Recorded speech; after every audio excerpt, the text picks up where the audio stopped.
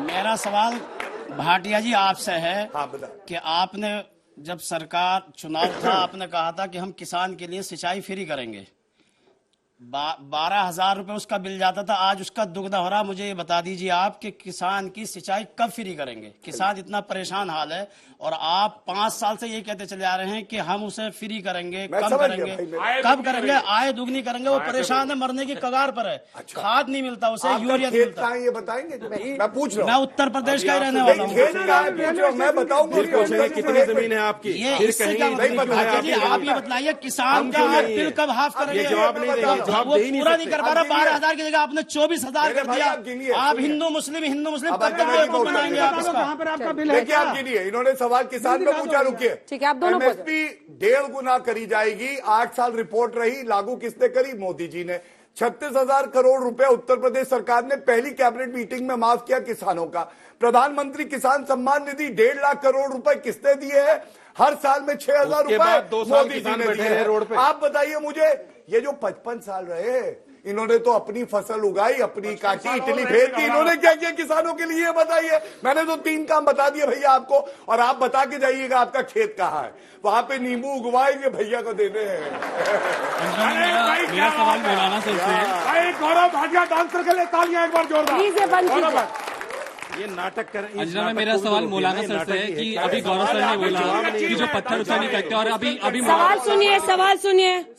अच्छे पढ़े लिखे हैं। मौलाना सर, अभी आपने कहा, आपकी बातें हमें बताए अच्छी लगने लगी थी कुछ देर पहले कि आप जितनी आप कह रहे राष्ट्रवादी है, और अभी गौरव भाटिया सर ने बोला कि तो हम ये मान ले कि पत्थर क्या बोलते, पत्थर जो फेंके गए थे वो आपकी तरफ से फेंके गए थे। बिल्कुल बिल्कुल। देखिए बेटा बात सुनो। पत्थर जिसकी भी तरफ से फेंका गया गलत है, बोलेगा नहीं। हम गलत मान रहे हैं साहब बोलेंगे नहीं, जिसने भी फेंका। अरे बोलो ना, गलत है। हम यही नहीं कहते जिसने फेंका गलत फेंका। अरे बोलिए डिसाइड करेगा ना, आप थोड़ी कर देंगे। महंगाई पर एक लफ्ज बोल सके अबू साहब, इनके अंदर कोर्ट डिसाइड करेगा ना, आप थोड़ी डिसाइड कर देंगे। एक सवाल पूछिए, सिलेंडर इतना महंगा क्यों हो गया? एक सवाल पूछिए, पेट्रोल महंगा क्यों हो गया? एक सवाल पूछिए, खाने की सब्जियां महंगी क्यों हो गई? नहीं जवाब दे सकते। ये जलेबी बनाएंगे और डांस करेंगे यहाँ स्टेज पे। देख लीजिए जलेबी बनाएंगे। अच्छा, इनकी फसल का एक जवाब नहीं दे पाए। हमको हमारे 15 इनकी फसल इतनी अच्छी होती है। मेरा प्रश्न ये है सभी लोगों से, कमाल है। अभी मेरे से पहले ने बोला कि किसान परेशान है। किसान परेशान क्यों होगा? क्योंकि उसकी फसल अच्छी नहीं हुई। अभी बताया 300 रुपए किलो नींबू है, पहले 50 रुपए किलो होते थे। इसका मतलब किसान की तरक्की हुई है, तो परेशान क्यों है? इनको तकलीफ यही है। मेरा वही प्रश्न है, पहली चीज। दूसरी चीज, जब भारत पाकिस्तान का विभाजन हुआ तो किस वजह से हुआ? कि कुछ लोग उधर चले जाएंगे, कुछ लोग इधर रह जाएंगे। लोग नहीं है, सारे लोग जाए वहाँ। ठीक है, इस बात पे अबू साहब आप कैसी बात कर रहे हैं? क्या बात कर रहे हैं आप कौन होते हैं डिसाइड करने वाले कौन देश में रहेगा, कौन बाहर जाएगा? ये गलत बात है। अंजना जी, धर्म ये गलत बात है।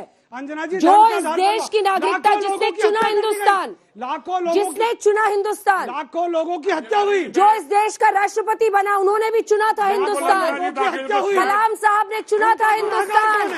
कलाम साहब ये जहर मत डालिए, ये जहर मत बोइए। कलाम साहब ने चुना था हिंदुस्तान, अनेकों ने चुना हिंदुस्तान। लोगों ने मत कीजिए ये जहर। भर भर कर आई। बोलिए। प्रश्न यही है कि अगर वो चुना गया, जैसे मैम ने भी कहा, तो आज अगर ये कहा जाता है कि अगर जो वापस से सांप्रदायिकता फैलाने की बात हो रही है कि वापस से हिंदू राष्ट्र घोषित किया जा सकता है या नहीं, उस बारे में आप सभी की राय मुझे लगता है कि किया जाना चाहिए कि नहीं? क्या होना चाहिए? क्या सवाल क्या? सवाल ये है कि अगर जातिगत आधार पर विभाजन हुआ, बता दो भैया को जवाब। तो आज जातिगत आधार पर भारत का नाम वापस से विभाजन के बेस पे हिंदू राष्ट्र के लिए घोषित कर सकते हैं? नहीं, पहला सवाल। दूसरा, अगर किसान परेशान है तो क्या 300 रुपए किलो नींबू होने पर भी किसान परेशान हो रहा है? 300 किसान का नींबू नहीं बिक रहा है। ये बिचौलिए खा रहे हैं पैसा। अंजना जी, ये बिचौलिए पैसा खा रहे जो हैं। आपने कहा है बिल्कुल मैं सहमत हूं।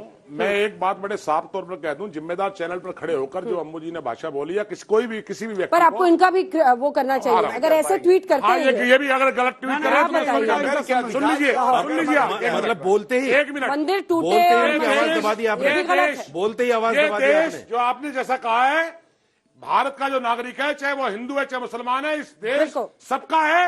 सबका था, सबका रहेगा। अरे इनके उसमें कोई बड़ा क्यों किया? कोई दुनिया की ताकत नहीं बंटवारा है। क्यों किया आपकी भैया? सरकारें आती रहेंगी, जाती रहेंगी, ये देश सबका है। अंजना जी, आपने please, कहावत मैं इस सुनी? बात पे कुछ कह रहा हूं। कौवे के बोलने से ढोर नहीं मरते, ये देश सबका है, कौवे के बोलने से ढोर बंटवारा नहीं ये मरते। देश सबका है। एक सेकंड। लोगों को आप अनु साहब आ रही भाई अनु साहब, साहब, कौवे के अनु बोलने से साहब, ढोर नहीं अनु साहब मरते। मत उलझिए, इधर देखिए प्लीज। हिंदू का भी है, मुस्लिम का भी, हो सिख का गया भी, ईसाई शर्मा का जी, भी। क्या एक ही बात करते हैं 5 बार थोड़ी बोलनी है। हाँ।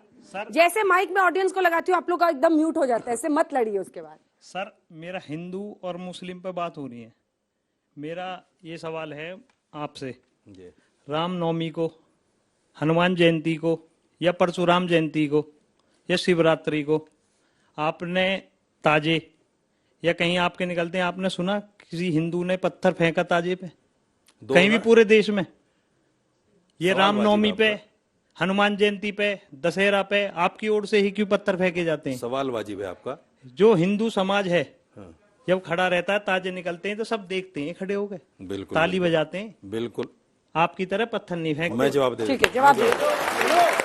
एक सवाल और, एक सवाल और ये सवाल नहीं कर रहे हैं आप। सुनो, सवाल कर रहा हूं मैं सर।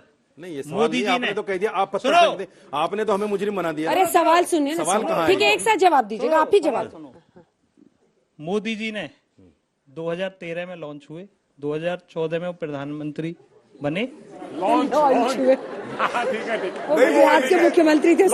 लॉन्चिंग ही थी। सुनो, एक्चुअली क्या देश में देश ऐसे के भी प्रधानमंत्री के 50 बार से भी लॉन्च नहीं हो एक बार पाई, ताली इसलिए कह बजनी रहे हैं। चाहिए। ठीक है ना? सवाल पूछिए जल्दी जल्दी। प्रधानमंत्री अरे हमें मेरा सवाल ये है, 50-55 साल राज किया। 2014 से पहले जो ये बड़े बड़े नेता हैं कांग्रेस के, ये सब चद्दर ओढ़ के, टोपी ओढ़ के मजारों पे जाते थे, मस्जिदों पे जाते थे। बताओ कौन जाता था वैष्णो देवी, कौन जाता था बाबा के धाम, कौन जाता था केदारनाथ? अब कैसे जान लगे? 6 साल में जवाब दीजिए।